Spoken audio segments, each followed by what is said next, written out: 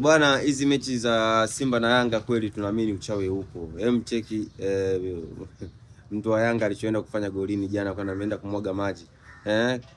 Kweli hizi mechi za Simba na Yanga sio mpira unaochezwa, ila kinachochezwa zaidi ni uchawi.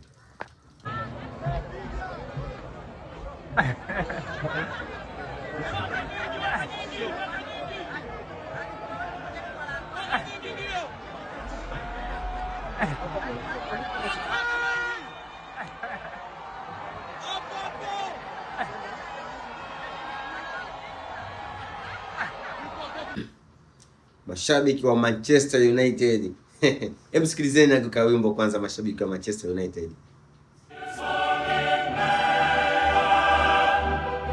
Mashabiki wa Manchester United wana furaha sasa baada ya miaka miwili sasa wanaenda kucheza tena UEFA. Hebu sikilizeni tena wimbo. Mashabiki wa Manchester United wana furaha sana. Jana tumeshuhudia game ya kibabe sana, game ya Manchester United pamoja na Liverpool, game ambayo ilitoka 3-2. Bwana, ilikuwa ni game ya kibabe sana.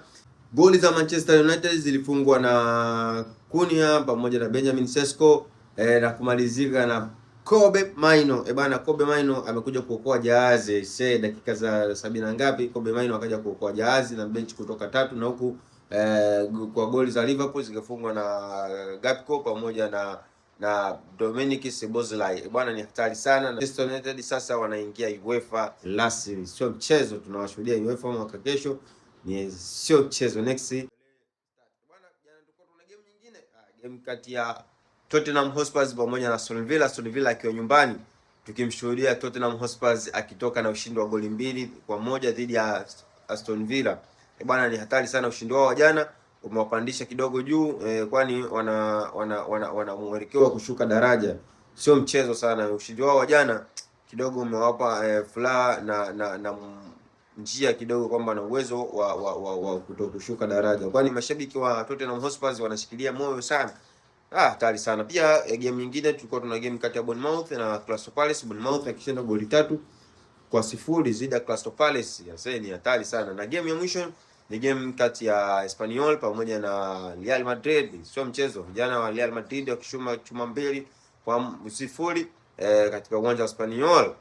Na Espanyol akiwa nyumbani na goli zikifungwa na Vinicius Junior. Vinicius Junior sio mchezo, na assist akitoka kwa Garcia pamoja na Jude Bellingham. Sio mchezo, hatari sana. For more fresh fish welcome Yasin Fish Market Magoli.